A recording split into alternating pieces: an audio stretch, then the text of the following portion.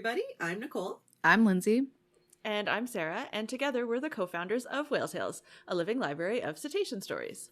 Today, it's episode 50, plus 4-year anniversary, plus we're also talking about vocalization. There's lots of things going on. We're very excited.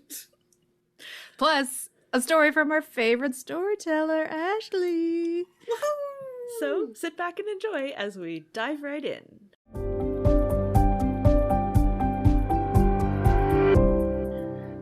Happy anniversary, everybody. Oh, yay! 4 years of this podcast. That's amazing. I know. It is a little crazy. Yeah. And we've done more than 50 episodes, but this is our 50th regular episode that doesn't include Mailbags. Mailbags. Yeah. Mailbags and specials and that sort of thing. So to all of our listeners, new and older, thank you for being here with us. If you've been here since the original first episode, wow. Yeah. Yep. Wow. You might be related to one of us. You might. It's true. And for everyone who's joined us along the way, thank you so much. This is really, really, really cool. Yes. Very delightful. Yes. For no real reason, it doesn't tie to, there's no tie to our celebrations in any way. We decided that for our episode today, we're going to talk about cetacean vocalizations. Now, longtime listeners of the podcast will know that we have talked about specific vocal things that cetaceans do, whether it's we had an episode about echolocation. We've talked specifically when it comes to orcas about the various dialects that they use. We've done an episode on humpback whale songs and included some of the other baleen whales that also sing. But we wanted to really kind of bring it back to the basics today and just talk about vocalization amongst all cetaceans and especially how it all works. So thinking about it from a really conceptual level to start with, whales use a variety of sounds for communication and orientation. The mechanisms used to produce these sounds vary between toothed whales and baleen whales. More on that later. But the reason why sound is so important to cetaceans is one that when I think too hard about this, I'm curious if this happens to you too as well. When I think too hard about this, it makes my brain hurt. Because I think it's all well and good to sort of peripherally understand that the world in which any marine animal lives is very, very different from the world in which we live. And of course that's true. Like there's weightlessness in the water, a different sense of weight and gravity in the water. The fact that light doesn't travel as far and colors are different, even if you had the same eyes as humans have, which most animals, of course, don't. So sight is less effective. You can smell. This is a weird thing. Like, obviously, human noses can't smell underwater because we would breathe water in and that wouldn't work so well. But marine animals do have the opportunity to smell, but molecules diffuse more slowly in water, so smell is not a great sense underwater. And sound is so much better underwater. Like so much better. The speed of sound is about 4 times greater in water than it is at sea level. So it just travels further and the sort of clarity of sound lasts longer.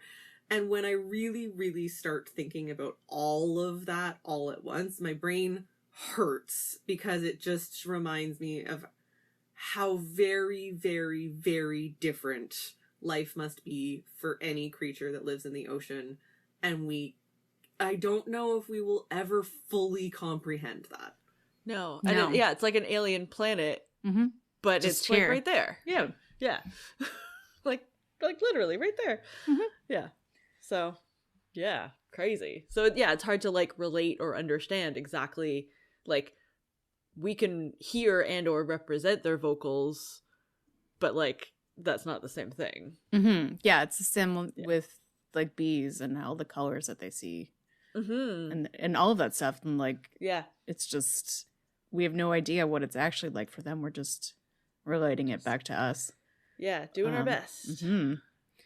So, some things we do know, regardless of how weird it is. Cetaceans have complex acoustic repertoires comprising of several major types of vocalizations, from communication, navigation, foraging for prey, group cohesion, and avoiding predators.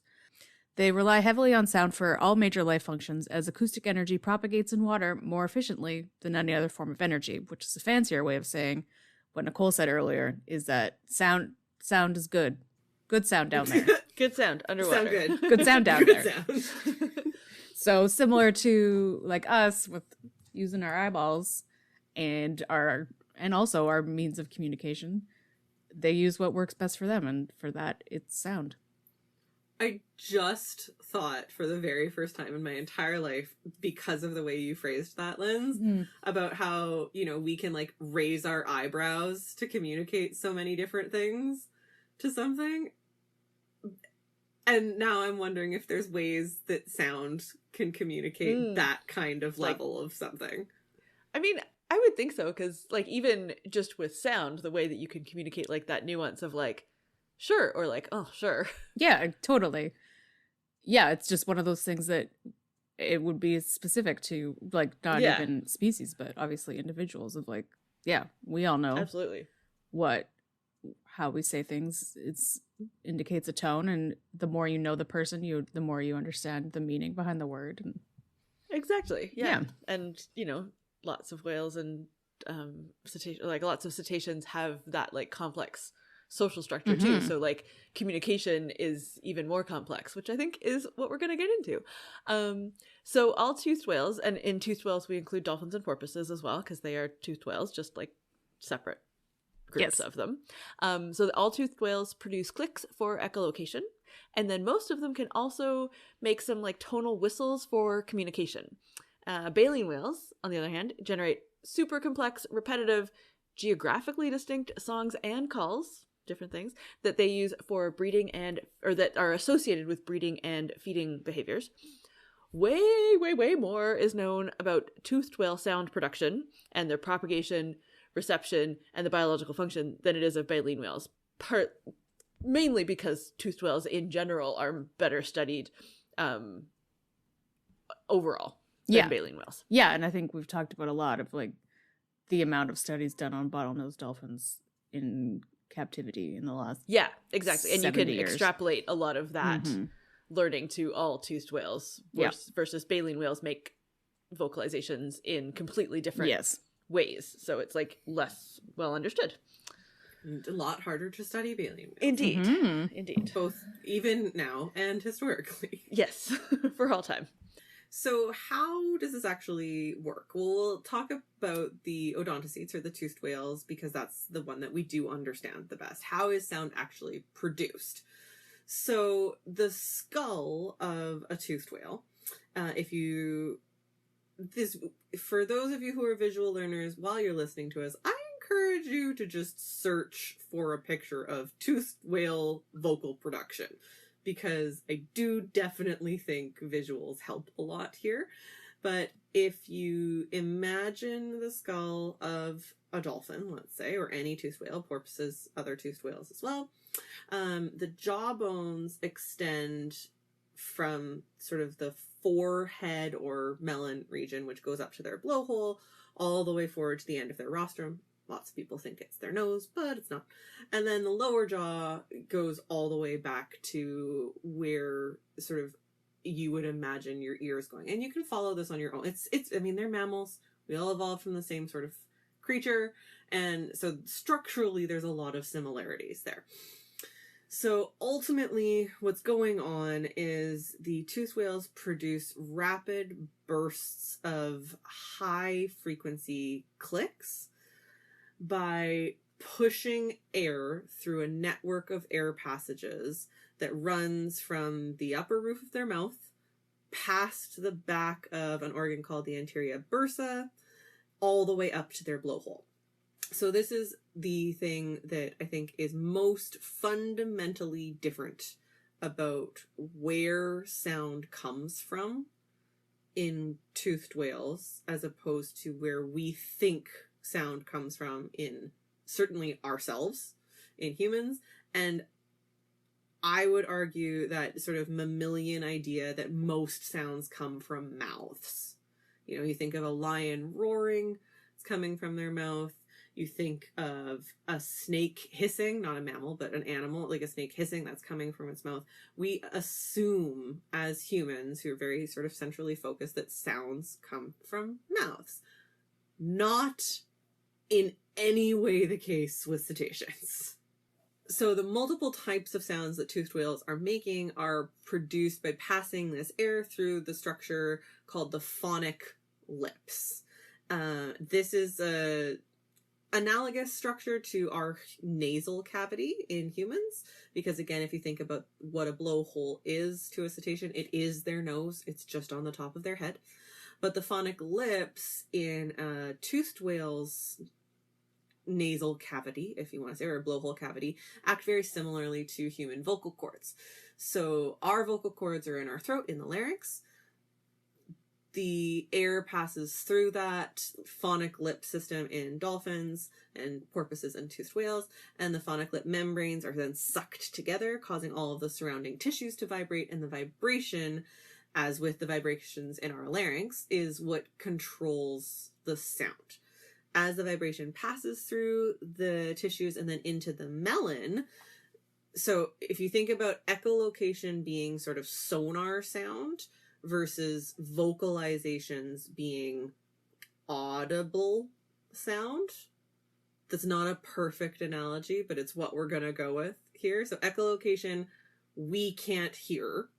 Dolphins and other toothed whales can, but it's not meant to be like a communicative audible sound. Whereas whistles and other kind of pulse sounds, those are meant to be audible, at least from what we think. Anyways, the difference in terms of where that sound exits the dolphin's body is whether it comes from the blowhole, which is the case for audible sounds. So for whistles, that sound is through the phonic lips and then the vibrations push the air out the blowhole. But for echolocation, the air passes through the phonic lips and then gets funneled into the melon. So like the forehead of the animals, the melon structure filters the sound and really narrows it in, and then that vibration travels out through the melon, and there's not like a hole that it comes out of. It just, it's very telepathic sounding. Yeah, no, it's just like describe got Star Trek on the mind, so I was like, right, they're the X-Men. The Yeah. dolphins are. It's very much Professor X just sitting there in his wheelchair, like touching his forehead. And that's the biggest difference, is that the echolocation sounds that toothed whales produce, they do get filtered through the melon, but ultimately the vibrations that create that sort of like that sound that is then filtered by the melon is still coming from the phonic lips, is still coming from the nasal cavity or the blowhole cavity of the toothed whales. I think that's quite enough. Yeah, that was a lot, and even for me, and I know how this works. Yes. So, Lindsay, tell us about how baleen whales make noise. So, mysticetes, or baleen whales, as we know them normally, don't have a phonic lip structure. Instead, they have a larynx, similar to us, which appears to play a role in sound production, but it lacks vocal cords. And scientists are not really sure yet as to the exact mechanism of how this all works.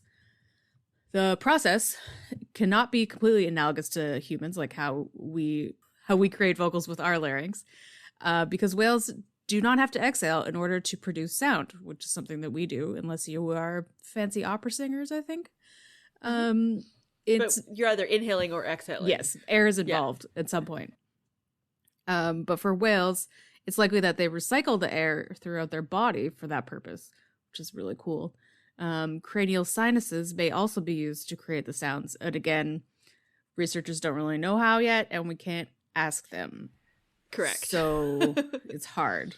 But it wouldn't make sense that they don't need to breathe air, because they're very well known for making this sound underwater when they're not doing that. Yeah. Breathing thing. So crazy. Okay, so let's talk about why they make vocals. So cetaceans produce a variety of tonal and pulsed calls for underwater communication. To understand what the function of all of these sounds are, it's like a complicated thing to research, because scientists have to figure out, first of all, which animal is producing the sound, how animals nearby, or because they're underwater, not even that nearby, respond to it when they hear it, and the context under which that signal is being produced. And then also the specific structure of the signal, and like how far it can travel, and other propagation characteristics of the sound are also important to understand it. So they need to have like a really detailed picture of what the sound like sounds like, or if it's a frequency that we can't hear, looks like. And then also the behaviors and situation in the context of this sound. So like a lot of things need to be studied. But scientists, because they have been studying this for a long time and are very smart and have had access to centuries of field observations and also experiments with captive animals, they have found that the kinds of social bonds between individuals in a group will correlate with different kinds of communication signals. So individual specific vocalizations, so like a vocalization that one specific individual does that is distinct from its compatriots, is used by species with strong individual social bonds, like bottlenose dolphins, probably like southern resident killer whales, strongly social individual vocalizations. And then there's group specific vocalizations that are used by social species with stable groups, such as killer whale pods, sperm whale clans, short fin pilot whale pods in Hawaii. Also, there's nothing to say that like one species or one individual couldn't have all of these kinds of vocalizations as well. And then population-specific vocalizations are used by species that don't have either long-term social bonds or stable groups. For example, humpback whale song, which is associated with mating, is similar within an ocean basin, but differs between ocean basins and also changes over time, which we have talked about on the podcast. Yeah. So there are 3 main types of sound made by whales, and they are clicks, whistles, and pulses. Clicks are believed to be for navigation and identifying physical surroundings. When the sound waves bounce off an object, they return to the whale, allowing the whale to identify the shape of the object. This is the echolocation laser beams that we were talking about earlier. Sorry, vibration beams. Amazing. Clicks can even help to differentiate between friendly creatures and predators, and they've been observed during social interactions, suggesting that they may have a communication function, which could be like a thing of, I don't know, there's all sorts of cues that we don't know are like, that are in these social bonds of like, maybe I echolocated on you and you seem tense today. I don't know. That could be a thing. Anyway, whistled and pulse calls are used during social activities as well. Pulse calls are more frequent and sound like squeaks, screams, and squawks to the human ear. Differing vocal dialects have been found to exist between different pods within the same whale population. This is most likely so whales can differentiate between whales within their pods and strangers. And that is known, and I think in a couple of different things, but probably the most well-known here would be the southern residents in the Bigs. They don't talk to each other. They already know that they are completely different animals, even though this taxonomy doesn't say so. And their other animals surrounding them also know. So that's a strong evidence of different kinds of vocalizations between the same kind of species is their prey recognize their calls and know whether or not those big triangle fins are friendly or not.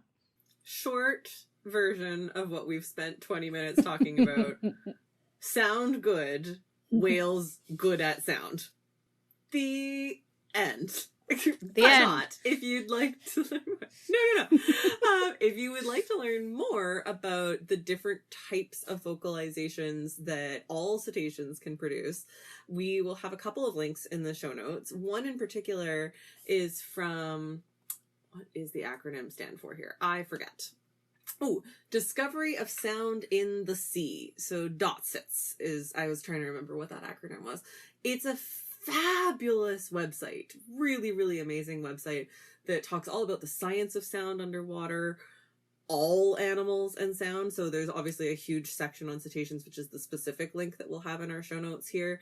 But they've got if you want to go down a rabbit hole about how cool sound is, and this is, I think, why my brain was really like, I don't understand life in the water, because I went on this rabbit hole. It's like how all animals use sound in the ocean, the impacts of all of the different ways that people make sounds on the water, including like studying weather and the sound. Like, so it's not just, you know, shipping traffic, which is obviously the big one that we talk about, but it's crazy. This website is amazing. I spent more than 2 hours on it. So enjoy that. And particular to cetaceans, it does give some more information about, you know, the specifics of cetaceans that create whistles and how they do that and what whistles have been seen to mean in different cetaceans, the difference between click-based communication and then how deep water communication works in cetaceans, and even a little bit about burst pulsed sounds. So it's really,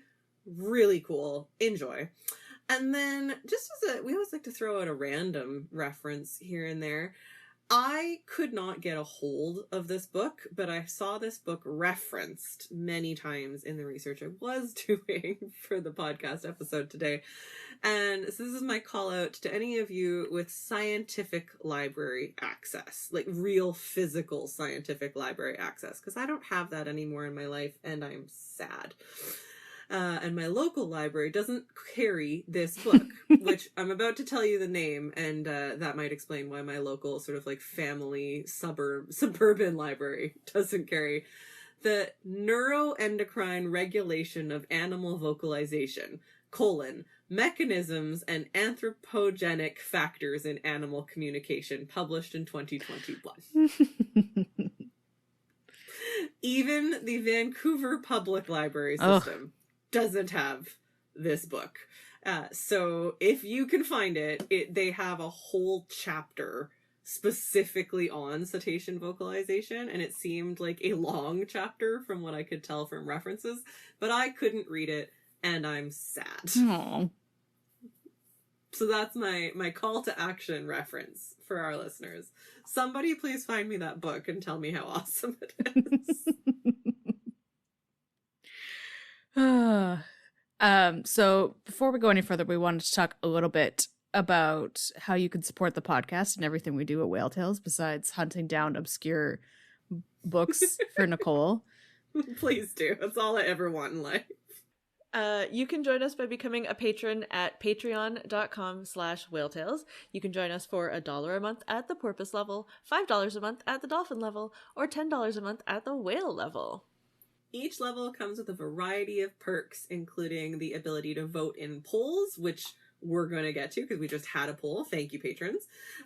We can send you thank you postcards. You can have extended interview access or extra stories from guests that we have on the podcast. At the whale level, you can produce your own Fun Flipper Fact segment. So the weirder and crazier questions that you've had that you really, really want me to full deep dive into, become a whale level patron and I will do it for you. And our whale level patrons also get access to a special Patreon only podcast we do called Whale Tales Watches. This is where the three of us watch a film that maybe really has something to do with the ocean, or maybe just peripherally has something to do with the ocean. And then we talk about it, and we talk about what science they got right in the movie and what science they got wrong. It's a little more loosey-goosey than these podcast episodes, a little bit more kind of a look into our feelings about movies and actors and things. Our latest episode was we watched Zeus and Roxanne, the 90s movie about a dog who falls in love with a dolphin.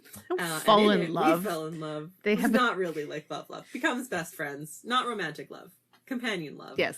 And in it, we fell in love with, I can't remember his name Steve now, but Guttenberg's the main actor arms. in the movie. It was a good time. We have a very, very exciting Whale Tales watch coming up next month. Hearing things in the ocean. Yes. Yes. You will not want to miss it. So become a whale level patron today. Thank you so much to all of our patrons. You are amazing, and we are so happy that you're here to support us and continue to support us for these 4 years. If you aren't able to support us financially, there's still lots of other things you can do to support the podcast and everything we're doing at Whale Tales.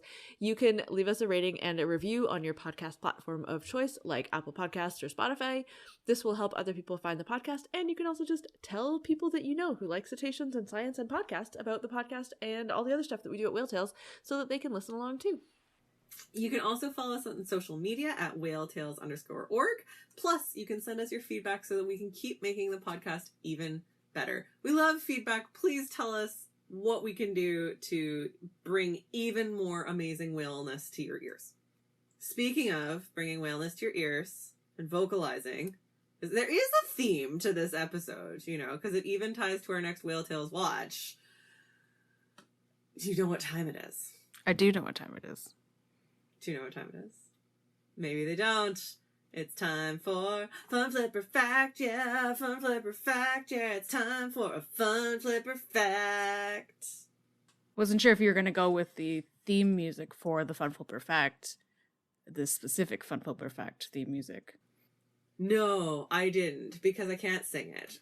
So today's Fun Flipper Fact is about the world's loneliest whale. No.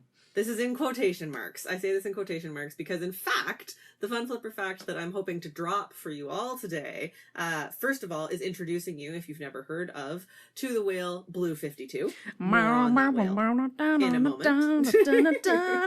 Sorry. Been singing it all day. Oh, amazing.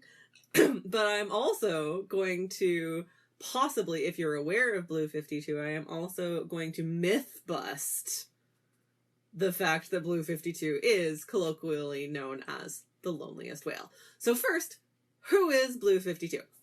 Thank you for asking, past Nicole of 10 seconds ago.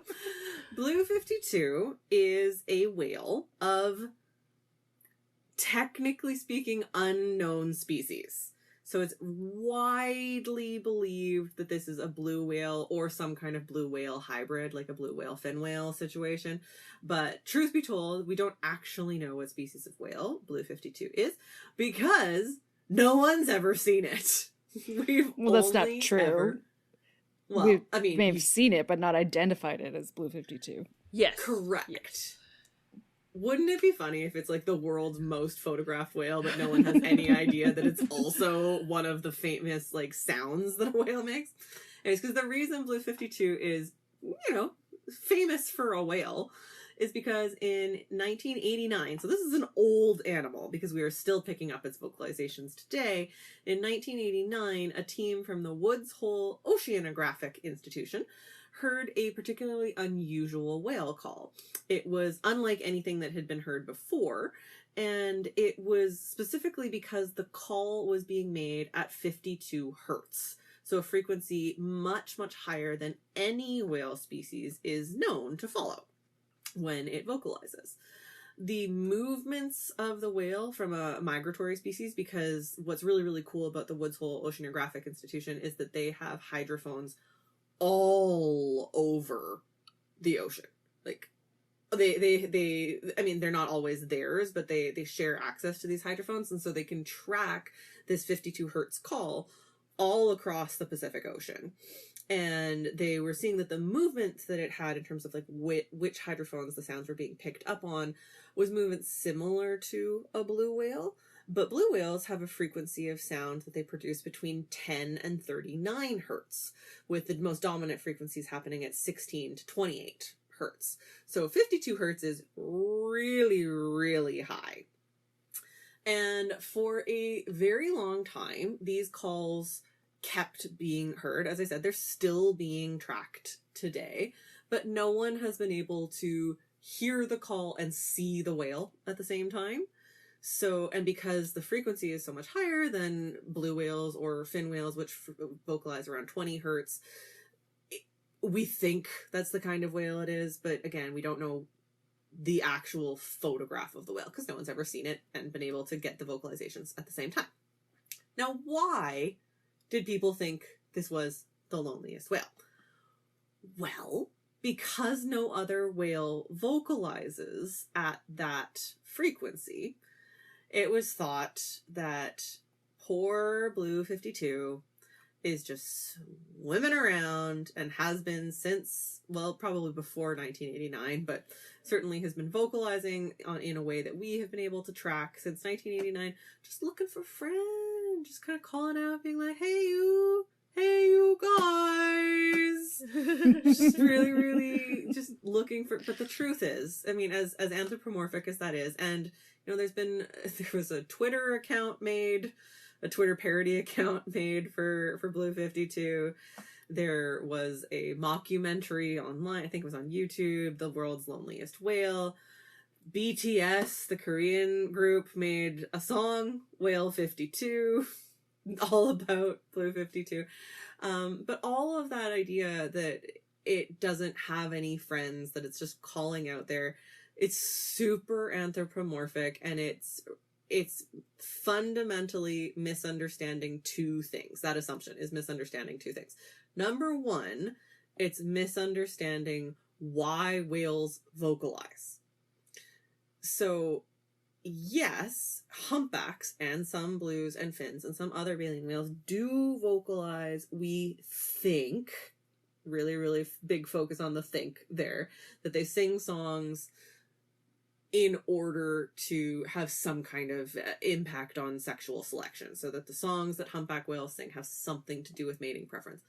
We don't actually know that, though.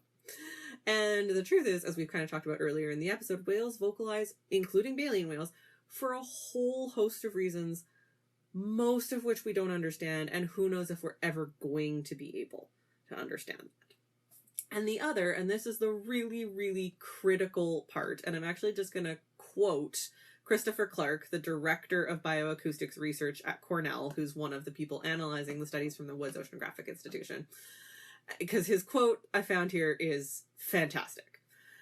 The animals singing with a lot of the same features of a typical blue whale song. So this was a quote taken from Clark in 2015. Blue whales, fin whales, and humpback whales, they all sing these same sorts of songs. All of the whales can hear this guy, though. They're not deaf. He's just odd. And I love that quote. It's perfect. Yeah. Because that's the truth. So everyone for years and years was so focused on the fact that this whale was vocalizing at a frequency that's so much higher than the typical vocalizations for these species. But what wasn't coming up frequently in conversation was all of these whales can hear at the frequency that Blue 52 is vocalizing. So even though this is an anthropomorphic element, we don't know the sex of this whale. So even though it is vocalizing at a higher frequency, it's the equivalent of a person you know that just talks in a much higher voice than you are used to hearing. Mm-hmm. And that voice maybe doesn't make you want to mate with it. Yeah, maybe. But maybe not. Maybe not. Maybe who knows? Some other whale out there is really attracted to the oddness. We have no way of knowing. So that's my fun flipper fact. First fun flipper fact element, there's a whale called Blue 52. It vocalizes at a really high frequency. That's pretty cool. But second debunked element of the fun flipper fact, it is very likely not the world's loneliest whales, because all the other whales can hear it. Hooray! Yeah. I mean, there's nothing saying that this whale doesn't vocalize at 52 hertz and also at normal frequencies. There's right? also True too. Yeah, there's also nothing saying that it isn't mating with other animals. Like exactly. Yeah. Like we don't know what animal it is. Songs are important to attract mates in certain cetacean species, but it might not be everything, and it might still work. We don't know. Yeah. Yeah. Like he's not lonely. The blue whales are solitary creatures. Exactly. There's that too. Yeah. Yeah, there's that whole element to it. Like, actually, blue whales just seem to really like being alone. All blue whales are alone. But they have to be. They're too big. If they all got together, they would take over the world. Yeah. And weirdos make friends too. Like, hello, have you met us? Yeah, exactly. Look at us. So that's my fun flipper fact. And thank you to our patrons who voted for today's Fun Flipper Fact. We had a vote over on our Patreon and gave a whole bunch of different options for what the Fun Flipper Fact would be about vocalizations, and 60% wanted to know more about Blue 52. So I hope you enjoyed. Nice. Okay, I'll stop now, maybe. Song is so effing catchy. So catchy. Okay, now it's time for a whale tale. Hooray! As I said at the top, we have another exciting story from our favorite storyteller, Ashley. This one comes from last year, I believe, in Silverbank, and it's about vocals, shockingly. Hi, my name is Ashley, and I'm going to share a story with you guys about a humpback whale singing on the Silverbank. So in February, I headed to Silverbank to go snorkeling with humpback whales.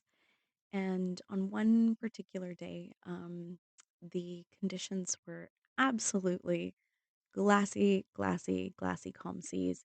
And we had headed out. We were searching for whales, and we were having a tough time finding some, doing lots of searching. And at one point, the guide threw a hydrophone in the water. We just kind of paused, and he threw a hydrophone in the water. And it was really interesting because, we're hearing all sorts of humpbacks singing, and they sound loud to me. And his first comment was, "Oh, they're all so far away," which was really remarkable to me because, here in the Salish Sea, when we throw the hydrophone down for orca, we rarely get the chance to do it for humpbacks, but when we do it for orca, the sound level that he had for those humpbacks was very similar, and for the sound level, it sort of was what we would expect when the orca are really close by. Um, so it was just really interesting to think how much further and louder humpback vocals are, um, or that you can hear them from, and it still sounds loud. So we pulled up the hydrophone, and he got wind from one of our other boats out there that they had a singer close by.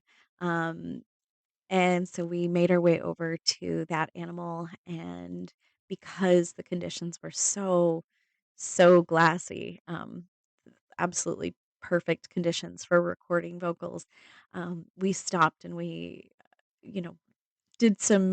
He threw the hydrophone in again, and we did some vocal recordings for a while, because there aren't that many opportunities when you're that far out into the ocean, to get those flat, calm, pristine days, to get vocals that don't have other sounds that can contaminate the vocals.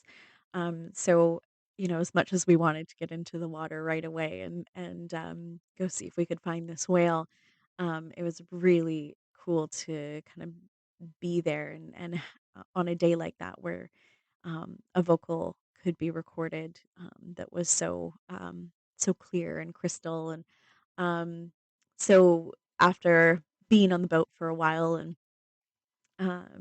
getting to do little recordings at the surface, and or throwing our not throwing, but dipping our GoPros over the side of the boat, to get those vocals. Like, obviously the whale wasn't right beside us at that point, but dipping our GoPros in the water to record some of those audios was pretty cool too. And then we were given the opportunity to slip into the water and see if we could pick up that whale, and see if we could find it while it was still singing. So we slipped into the water and kind of started to make our way in the direction of that animal. And we were lucky enough to be able to spot it while it was still singing. And slowly, as we approached, got a quick glimpse of that animal. My GoPro footage isn't the greatest, but it's really cool that we had the opportunity to be in the water at the same time and see the singer below us as well. It was pretty magical. One of my favorite moments for sure. I always love to hear whales vocalizing. I mean, even whales just breathing at the surface is one of my favorite sounds in the world. But when you get to hear them um, sing, and humpbacks, when they're singing, it's squawks and grunts and squeaks and all sorts of different noises that, sometimes remind you of other animals, which is really cool. But it's amazing to hear these guys um, vocalize the way that they do, and how far those sounds can really travel. Like when we were recording, we were close-ish to the whale, but not right beside it or right on top of it.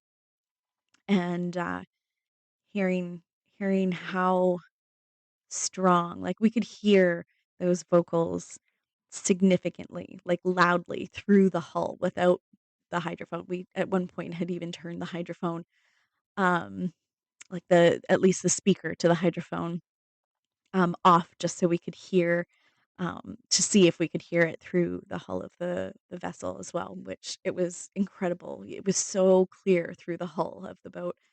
Um, yeah, so that's my story of a humpback whale singing on the Silver Bank. Um, yeah, humpback singing, orcas vocalizing.